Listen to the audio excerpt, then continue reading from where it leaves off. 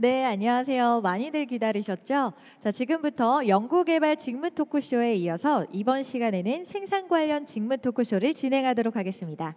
자, 직무 토크쇼에 함께해 주실 패널분을 소개해 드리겠습니다.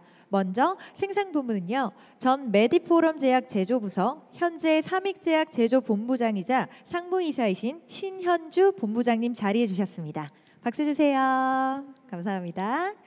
자, 다음은요. 품질 분야 패널인 전 CMG 제약 품질 및 공장장 서울의학연구소 임상본부장을 역임하셨고 현재 한국의학연구소 임상 마케팅 전무이사님 함께해 주셨습니다. 안녕하세요. 네, 감사합니다. 아니, 두 분이 지금 이 자리에 딱 함께해 주시니까요. 제가 마음이 너무나 편하고 뭔가 꽃향기가 나는 것 같아서 너무나 기분이 좋은 것 같습니다. 어떻게 긴장되시나요? 네, 조금요. 근데 두 분의 미소만큼 많은 분들이 굉장히 기다리고 계시고 많으면 설레이고 계셨던 순간인 것 같습니다. 그래서 이렇게 저희가 직무 토크쇼를 지금부터 시작을 하려고 하는데요. 함께해 주신 우리 아름다우신 패널 여러분들이 현업에 오랫동안 근무하고 계셔서 오늘 직무 토크쇼가 많은 구직자 여러분들에게 정말 이해하는데 그리고 매우 좋은 시간이 될 것으로 예상되는데요. 자, 그러면 한 분씩 간단한 자기소개 부탁드리도록 하겠습니다. 자, 먼저 김희영 이사님 소개해 주시겠습니까? 안녕하세요. 한국의학연구소 김미영입니다. 현 시기가 많이 힘들고 어려운 시기인데 특히 구직자 여러분들은 조금 더 힘들게 느껴지시리라고 생각이 됩니다. 이 자리를 통하여 구직하시는데 조금 더 좋은 정보를 얻어가실 수 있는 귀중한 시간이 되셨으면 좋겠습니다. 감사합니다. 자, 이번에는 신현주 본부장님. 안녕하세요. 소개받은 삼익제약의 신현주 제조본부장입니다. 오늘 이렇게 바이오 헬스 언택트 일자리 박람회에 초청해 주셔서 감사드리고요. 오늘 제가 이런 일자리를 구직하고 있는 여러분들에게 좋은 정보를 전달할 수 있는 기회가 됐으면 합니다. 감사합니다. 네, 감사합니다. 자, 직무 토크쇼에 앞서서 먼저 생산 부문이 어떤 직무인지 신현주 본부장님께서 간단하게 소개해 주실 건데요. 그 전에 지금 시청하고 계신 우리 구직자분들은요. 궁금한 사항들은 유튜브 댓글로 남겨주시면 제가 구직자분들을 대신해서 패널분들에게 질문을 하도록 하겠습니다. 자, 그럼 본부장님 연구개발이 어떤 직무인지 다시 한번 소개해 주시도록 하겠습니까? 네, 아직 생산 품질 부문 직무 소개해 주시면 감사하겠습니다. 네, 생산 품질 부분에는 죄송합니다.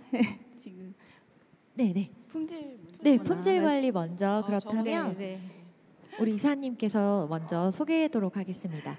자, 이번에 다시 정정해 드릴게요. 생산 품질 부문 직무 소개를 시작하도록 하겠습니다.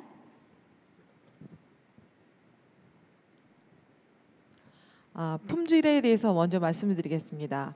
저희가 항상 생각하다 보면 이 품질이란 말은 여기저기 굉장히 많이 쓰이고도 있어요. 근데 정확하게 품질이란 말을 뭘로 생각할까라고 했더니 ISO에 이런 말들이 있습니다.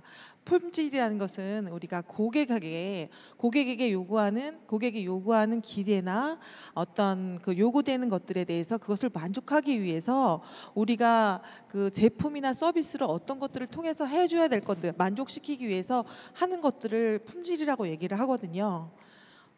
그러면은 품질인데 품질이 또 여러 가지가 있습니다. 품질 관리와 품질 보증이 있어.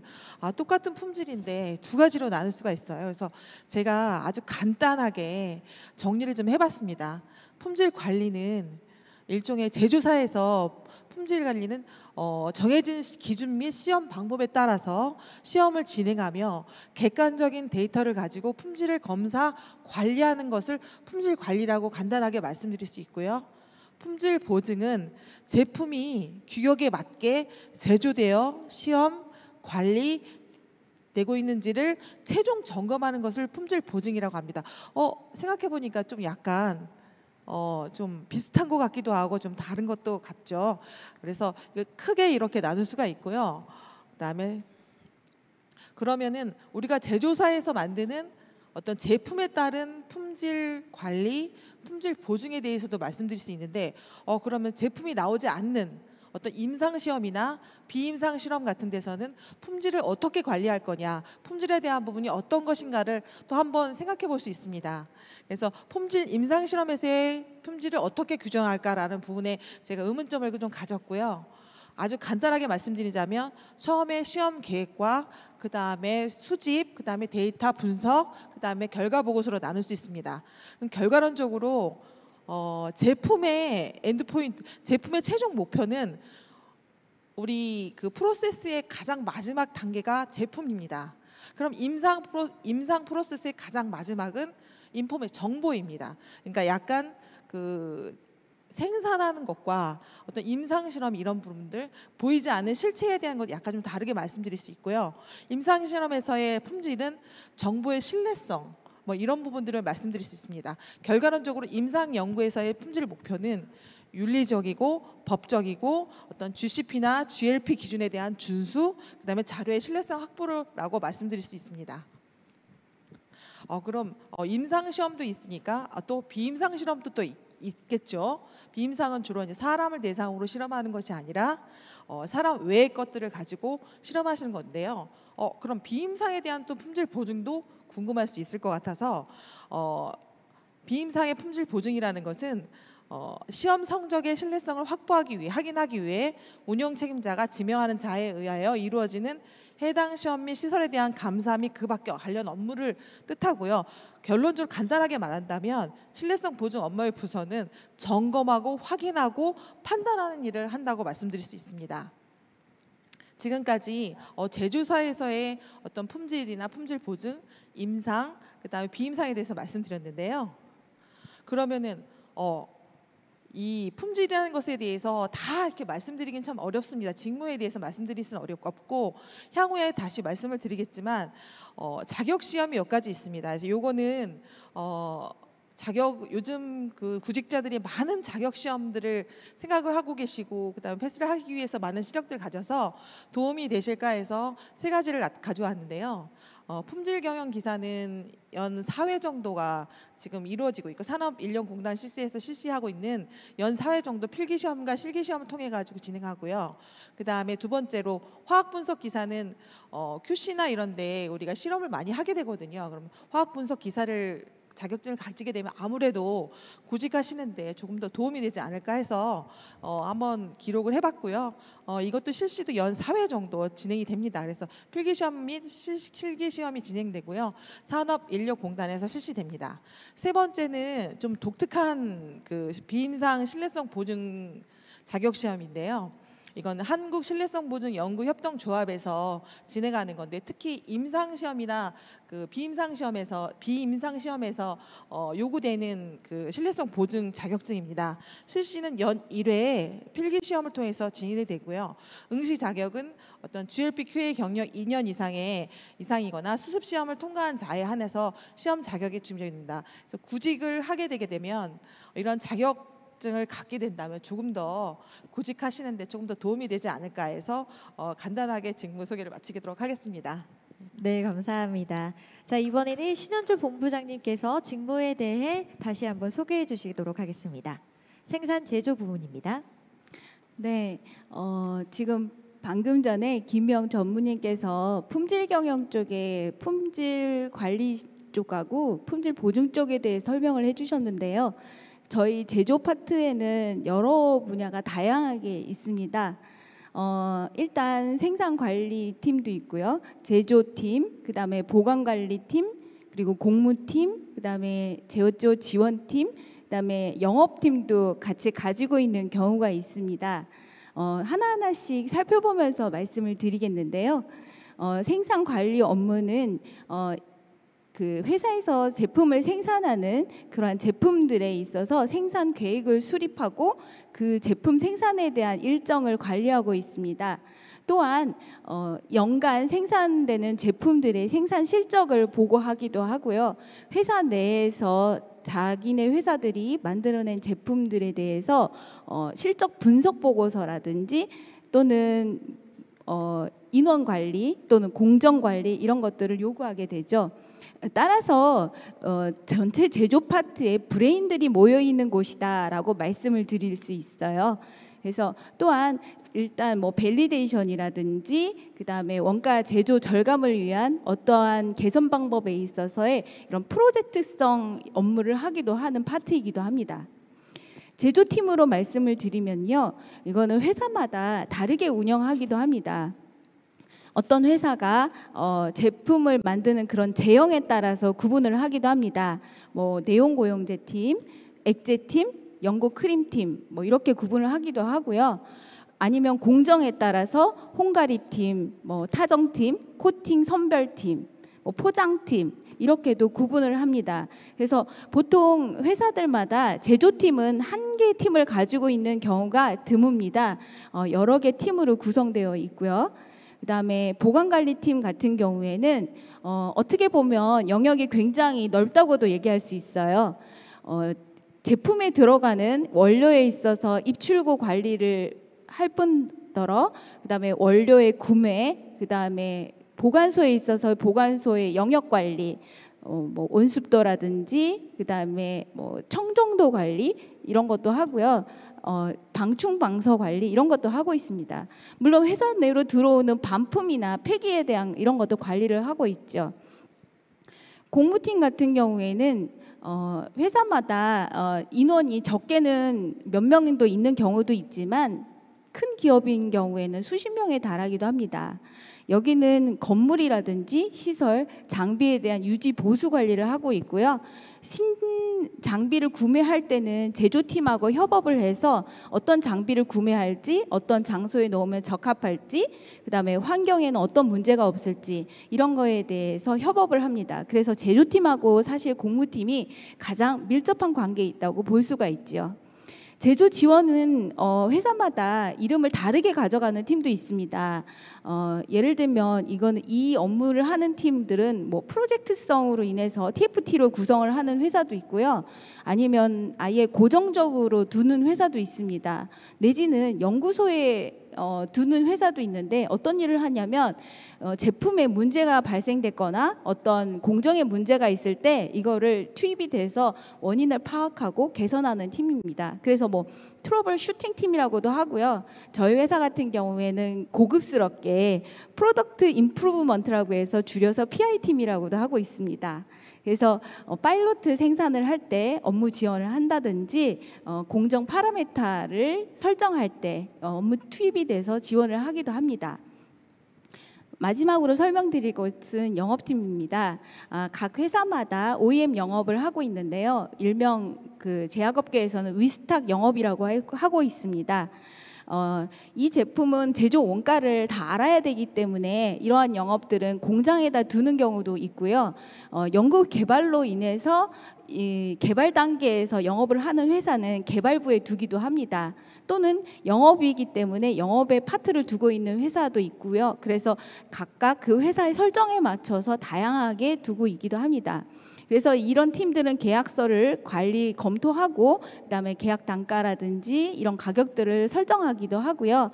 업체하고 이런 커뮤니케이션도 하고 있으면서 입출고 관리의 모든 영역을 맡아서 하기 때문에 어떻게 보면 하나의 작은 영업 팀이면서도 회사에서 가장 공장에서는 수익을 내는 중요한 역할을 담당하는 팀이라고도 할 수 있습니다.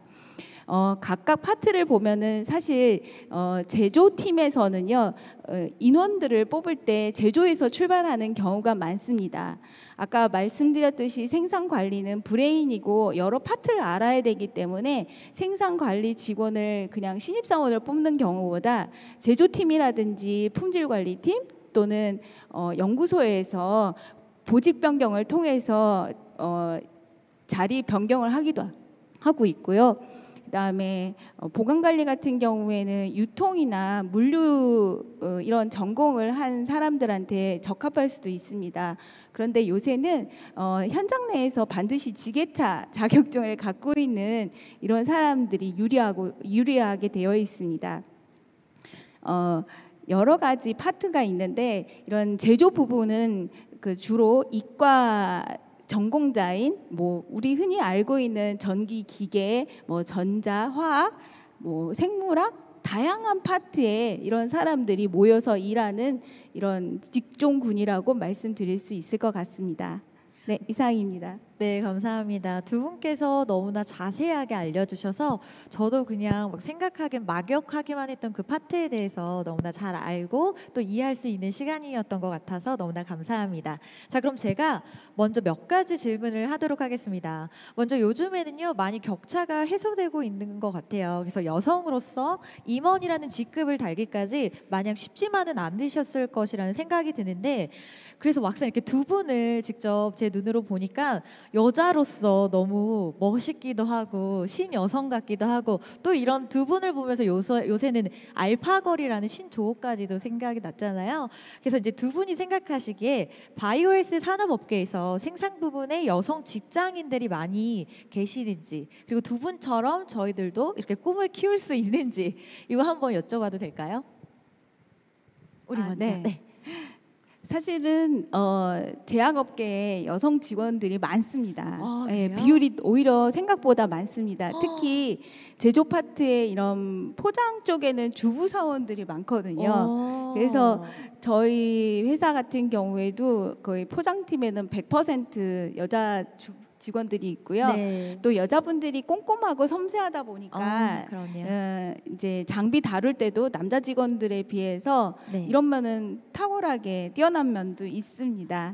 그래서 요새는 이제 네. 장비들이 다 자동화되고 기계화되다 보니까 네. 여자분들도 이런 간단한 기계 정도 다룰 수 있는 분이라면 충분히 가능하다고 봅니다.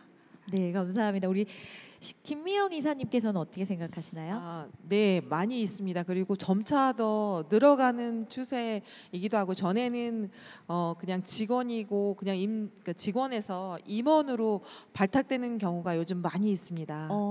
네, 그래서 저희가 그 제약사나 바이오헬스의 어떤 포럼이나 세미나를 가게 네. 되면 여성 발표자들이 점점 많아지는 걸 볼 수 있었고요. 네네. 그 이유는 뭐 기존에 뭐 남성에 비해서 뭐 그 남성과 뭐 비교해서 뭐 그 잘못됐다는 게 아니라 여성 특유의 어떤 섬세함과 그쵸. 그다음에 어떤 빠르게 진행할 수 있는 그런 원동력들을 가지고 있는 게 여성이라고 생각이 들거든요. 네네. 그래서 어떤 무슨 일을 처리할 때 네. 여성들이 좀 더 적합한 일들이 아닌가라고 생각이 들어서 앞으로도 더 많이 늘어갈 것으로 생각이 듭니다. 네, 감사합니다. 자, 다음 질문은요. 취준생 여러분들이 가장 궁금해할 질문인 것 같습니다. 생산 직무에 취업을 하려면 어떤 준비를 해야 하는지 두 분 중에 어떤 분께서 한번 얘기해 주시겠습니까? 네네. 제가 그냥 간단하게 네. 어떤 회사를 선택할 것인지를 먼저 생각을 해야 됩니다. 제가 제약사를 선택할 건지 아니면 임상 CO를 선택할 건지, 어떤 이런 생산 업체를 생각해야 되는 건지에 대한 부분을 좀 명확하게, 내가 가고자 하는 것들을 명확하게 일단 설정을 해야지만 어떤 직무를 선택하는 데 있어서 가장 중요한 것 같고요. 네. 그다음에 저는 이제 일단 품질 쪽으로 이렇게 왔기 때문에 품질 네네. 쪽으로 말씀을 드리자면, 네. 품질에는 여러 가지, 아까 제가 처음에 직무 교육에서 말씀드렸던 것처럼 품질에는 어떤 제약사나 헬스의 어떤 실험이나 이런 것을 하는 팀도 있지만, 그 외에 임상이나 비임상 속에 품질 부서도 또 따로 있습니다.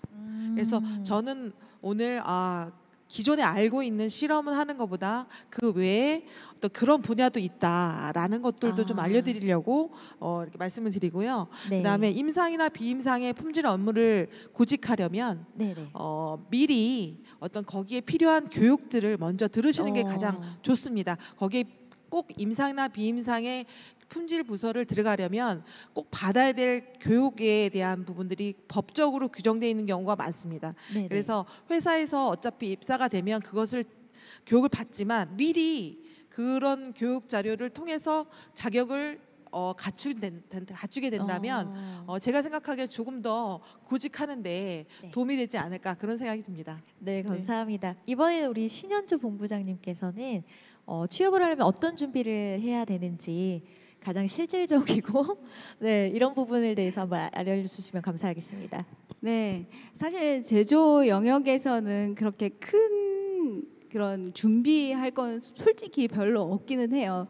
그런데 제약회사에서의 기본은 GMP입니다. GMP는 제약회사에서는 그 법규라고 흔히 얘기할 수 있는데요. 제조 우수 제조 품질 관리 기준이고 이러한 GMP에 관한 내용은 국가의 법령 센터라든지 아니면 제약 바이오 협회 또는 GMP 협회 뭐 이런 것들을 사이트를 찾아보면은 어떤 내용인지 자세하게 알려주는 경우가 많아요. 사실 제약회사에서는 이제 신입 사원이 취직을 했을 때, 입사를 했을 때 가장 많이 비용을 들였고 가장 많이 시간을 들여서 투자를 해서 교육을 시키는 영역이 바로 GMP입니다. 이 GMP 같은 경우에는 지금 해년마다 식약처라든지 내지는 뭐 ICH 가이드라인이라든지 이렇게 변경 사항이 많아요. 그래서 CGMP라고 하면은 그러니까 가장 커런트한 이런 GMP를 얘기하고요. KGMP 하면은 한국 코리아의 GMP, 그다음에 EU GMP 뭐 이렇게 가거든요.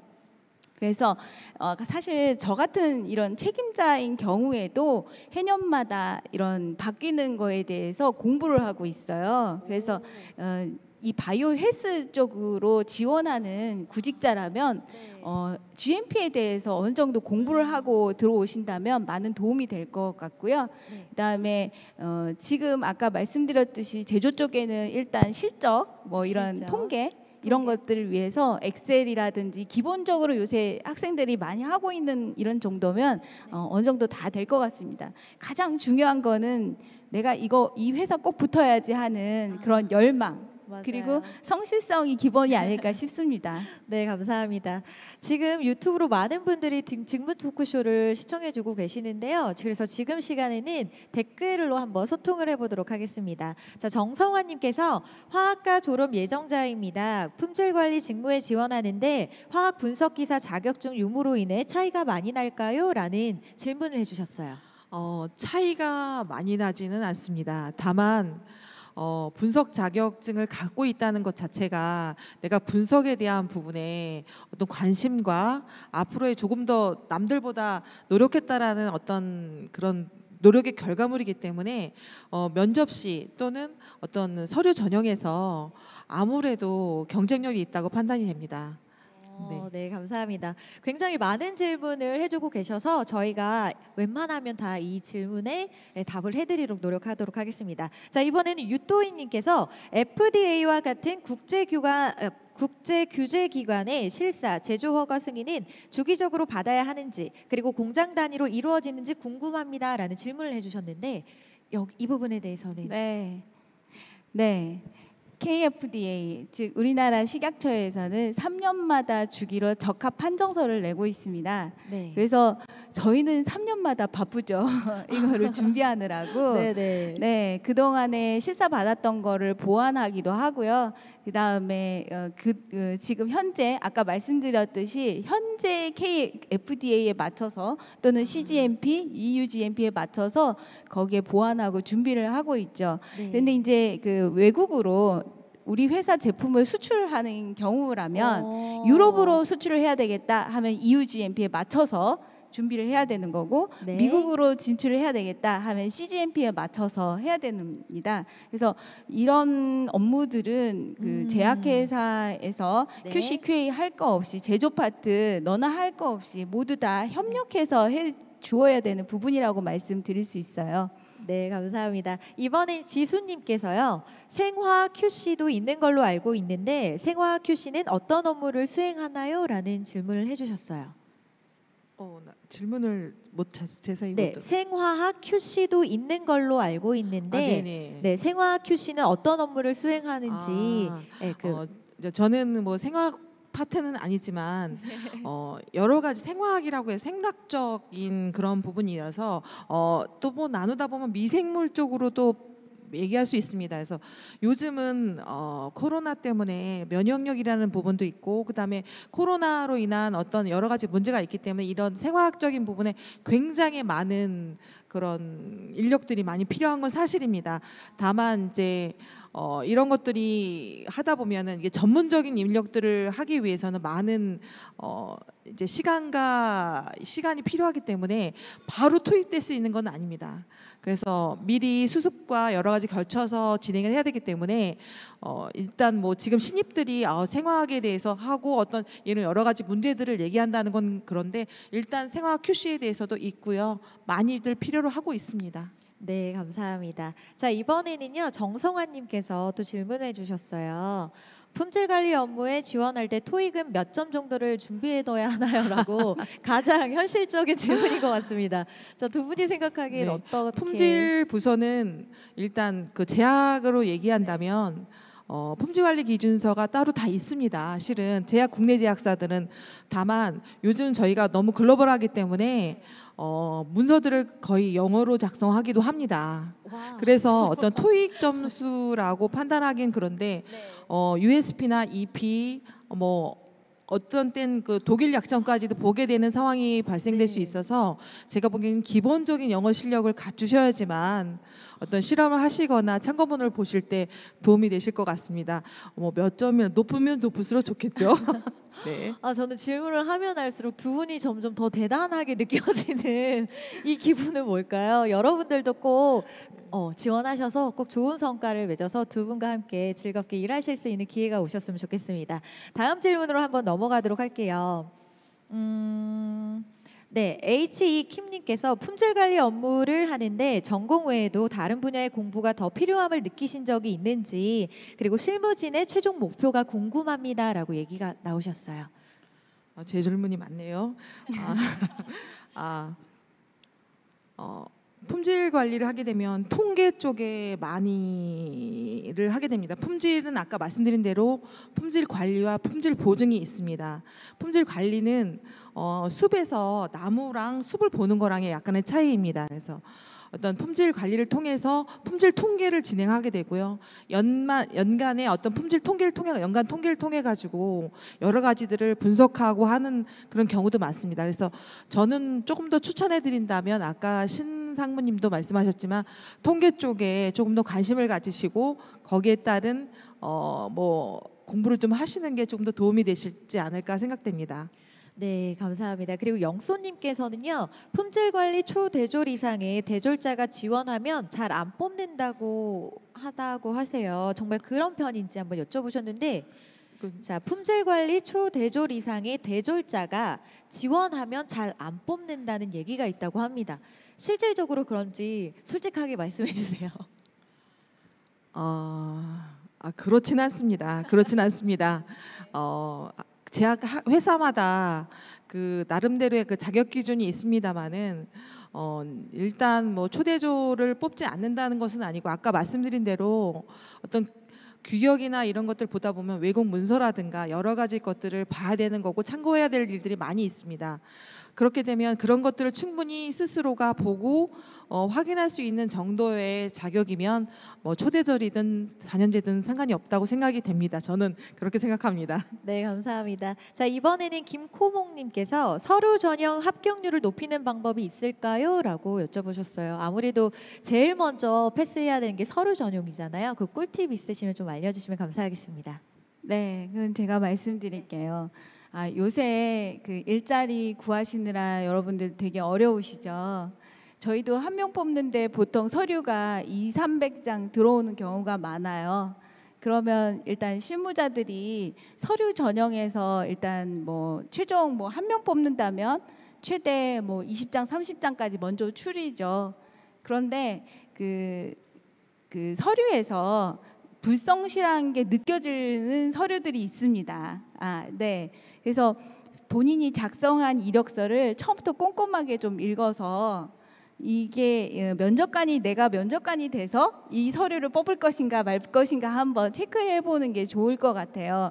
예를 들면 A라는 회사에 지원했던 서류를 그대로 B 회사에 집어넣는 이런 사람도 있고요. 또는 성적서를 나중에 제출을 하라고 하거든요. 근데 성적이 좀 다르다든지 뭐 본의 아니게 실수를 했던 그런 부분들이 서류에서 보이면 회사에서는 과연 이 사람이 실무에서도 성실할 것인가라는 의문을 가질 수밖에 없습니다. 더군다나 지원자가 이렇게 많은 상황에서는. 그래서 서류에서도 좀 성실성을 보일 수 있는 꼼꼼한 체크가 필요하다고 저는 생각합니다. 네, 감사합니다. 네. 저는 회사에서 면접을 볼 때, 아니 서류 전형에서도 그렇고 나는 이 회사를 꼭 다녀야 된다는 명확한 사유와 뭔가 간절함을 좀 놓으면 서류 전형에 조금 더 도움이 되지 않을까 생각이 듭니다. 항상 보면은 거의 비슷한 내용들이 다 들어가 있거든요. 그리고 거의 비슷한 내용으로 들어있기 때문에 저희들은 빠른 시간 안에 그것을 스캔해가지고 이렇게 체크를 하다 보면 뭔가 독특하고 뭔가 나의 마음을 전달할 수 있는 방법을 좀 감안하시면 조금 더 서류 전형에 잘 되지 않을까요? 네. 근데 이건 개인적으로 궁금한 건데 정말 수많은 자기소개서가 나오잖아요. 네, 혹시 네. 지금 기억나시는 이건 정말 내가 봐도 글을 잘 썼다 하는 그런 부분들이 있으실까요? 이런 팁을 좀 알려주시면 좋을 것 같아요. 이런 분이 이런 식의 자기소개 썼는데 아직까지 기억에 남아서 내가 뽑은 적이 있다. 워낙에 많은 입사 서류를 보기 때문에 기억은 그렇게 잘 나질 않는데요.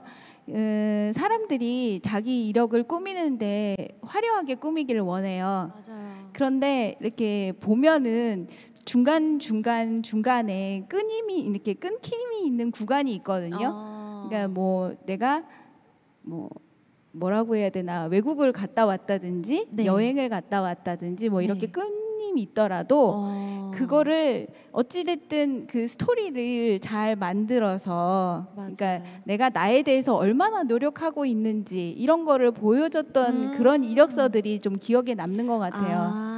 그러니까 이제 뭔가를 꾸미려고 하지 말고 네. 그 자기소개에 자기를 조금 더 잘 나타낼 수 그렇죠. 있는 그런 네, 느낌을 네. 싣는 게 더 네. 여러분들 잘 들으셨죠? 이런 꿀팁 꼭 그리고 그런 것도 있어요. 자기를 과장하는 네, 것보다. 네. 네, 과장하는 것보다 그런 우리- 것도 있어요. 네. 제가 지원하려는 그 회사에 대해서 굉장히 많이 알고 그 회사에 대해서 얘기를 하는 거예요. 그러니까 내가 너네 회사에 이렇게 많이 관심과 노력을 들이고 있어. 어떤 그런 부분들이 조금 들어가면 조금 더 임팩트가 있지 않을까요? 오, 이거 정말 좋은 네. 꿀팁인 것 같아요. 여러분들 이런 거 잘 적으셨다가 이번에 입사하실 때 꼭 지원하셔서 좋은 성과 맺으시길 바라겠습니다. 자, 다시 한번 질문으로 넘어가도록 하겠습니다.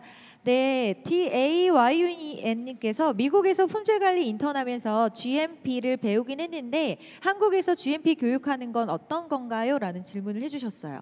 뭐 차이가 있나요? 미국 GMP나 네. 한국 GMP나 똑같습니다. 네.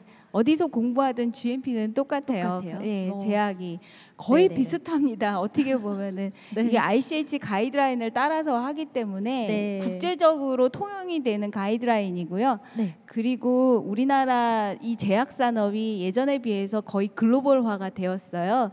그래서 굉장히 큰 빅파마들이 많기 때문에 미국 GMP나 한국 GMP, 네. 유럽 GMP 어디나 다 똑같다고 볼 수 있습니다. 네, 감사합니다. 이번에 이지윤님께서는요, 품질 관리 업무를 하시면서 가장 힘드셨을 때 언제였는지와 그리고 그 힘든 점을 어떻게 극복하셨는지 궁금하다고 얘기를 해주셨어요. 뭔가 되게 감동적이면서.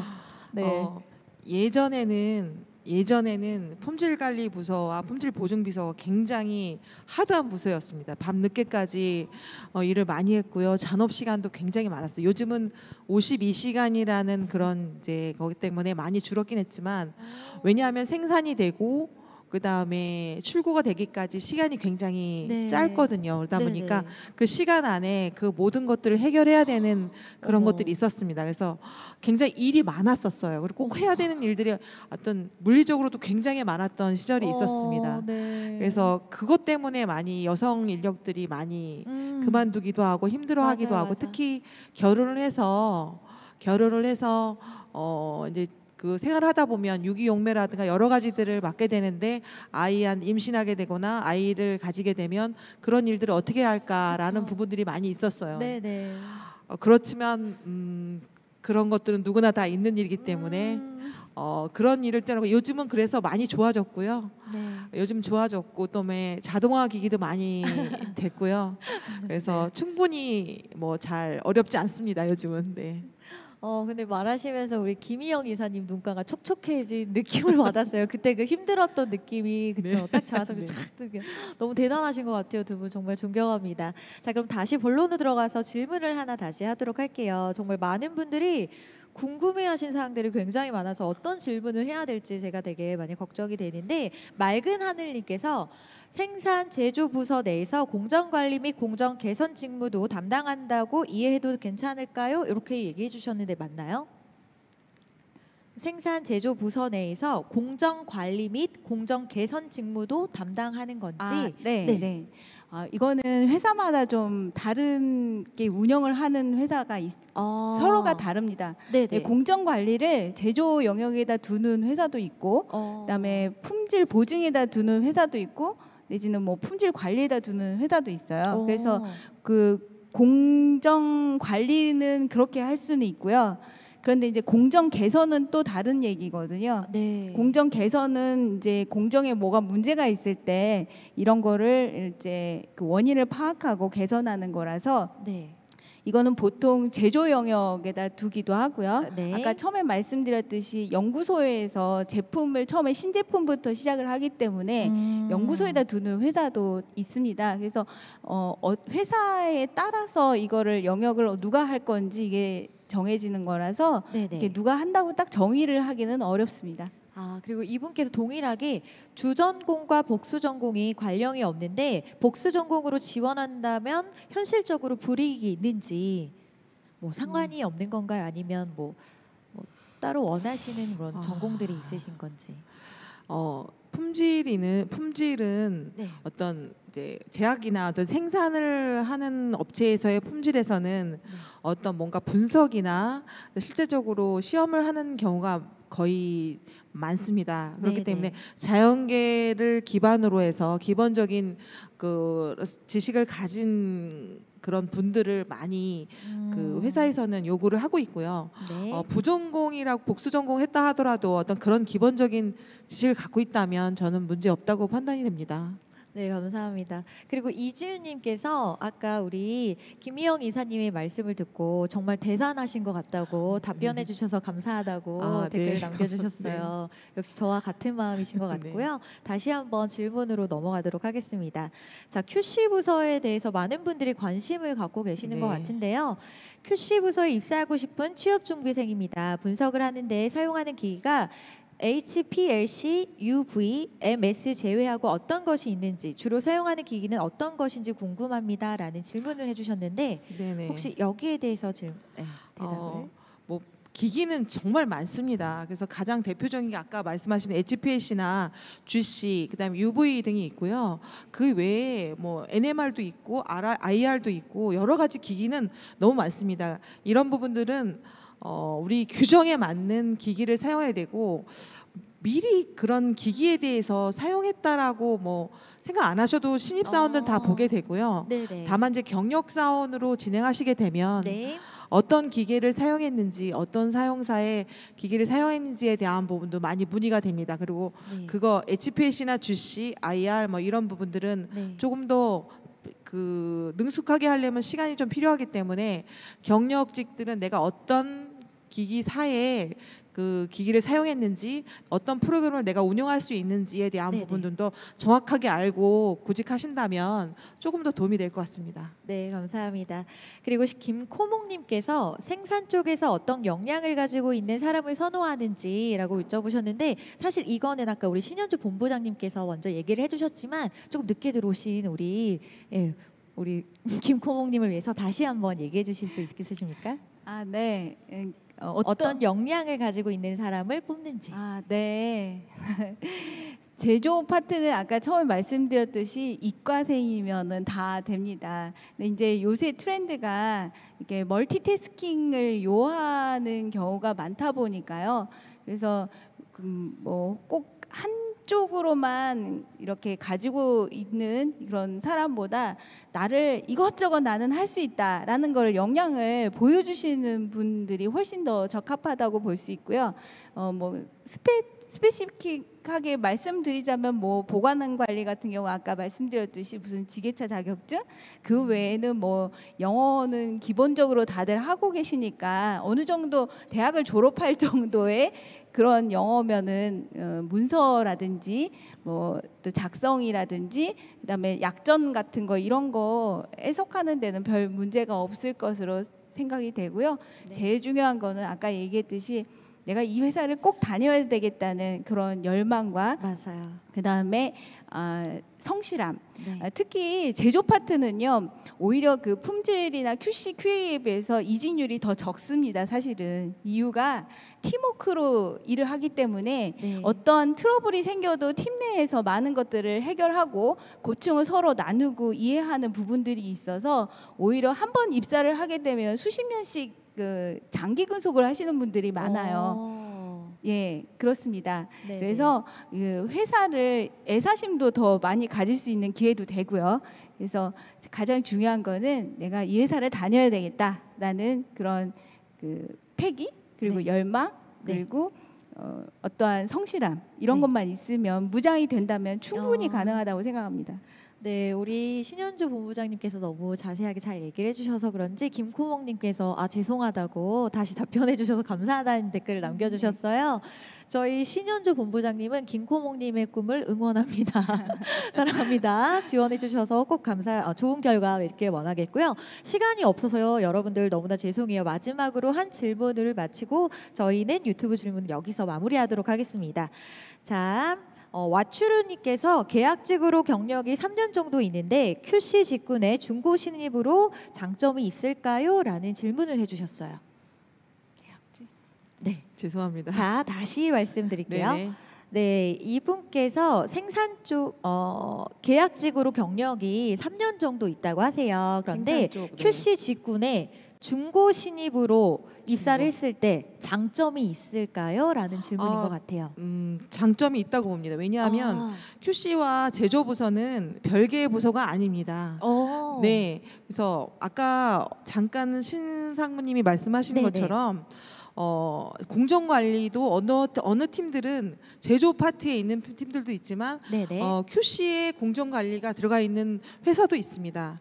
그래서 어떤 생산의 그 메커니즘을 잘 안다면 네. QC에도 도움이 많이 될 것으로 저는 생각이 들고요. 네. 굉장히 좋은 그 경력이라고 생각이 들지만 또 QC적 그 구직에서 생산의 경력만을 가지고 QC에 지원을 했을 때 그게 또 먹힐 수 있을까라는 생각은 듭니다. 그래서 네. 기본적으로 QC에 대한 기본적인 것들을 가지고 생산의 경력을 가진다면은 이상이 없지만 생산만의 경력을 가지고 네. QC를 지원한다는 건 조금 어려울 수도 있다라고 생각이 듭니다. 네, 감사합니다. 네.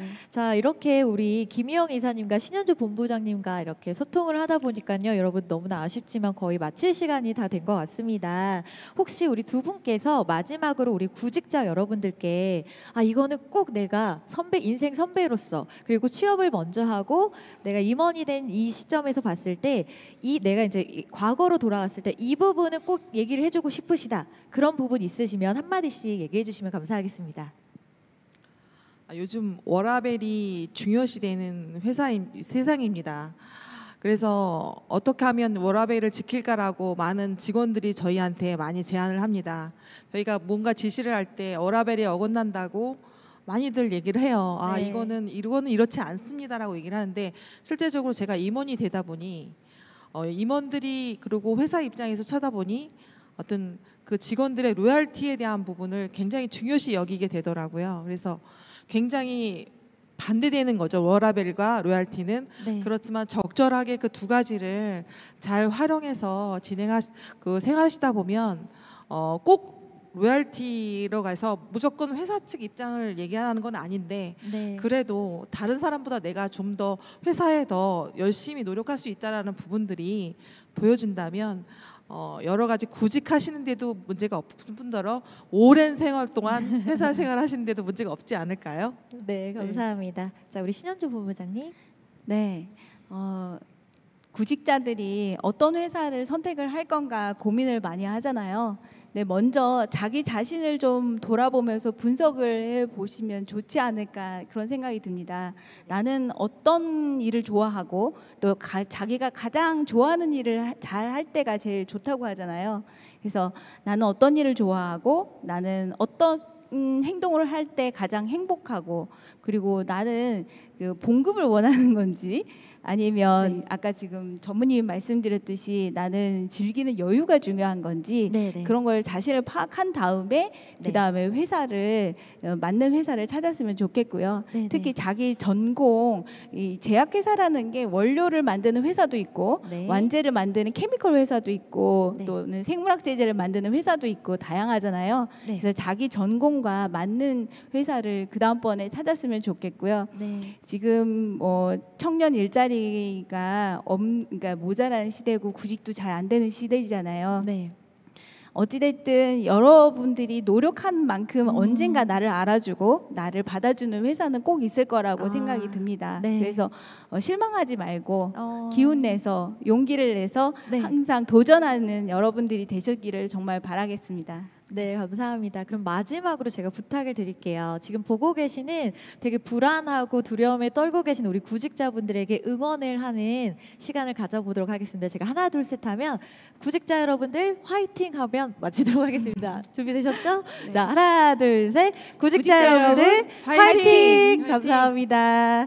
네, 이상으로 생산 직무 토크쇼를 마치도록 하겠습니다. 자리해주신 두 분께 감사의 박수 부탁드립니다. 잠시 휴식 및 정비 시간을 가진 후 4시에 영업 부분 직무 토크쇼를 이어가겠습니다. 여러분 4시에 만나게요. 감사합니다.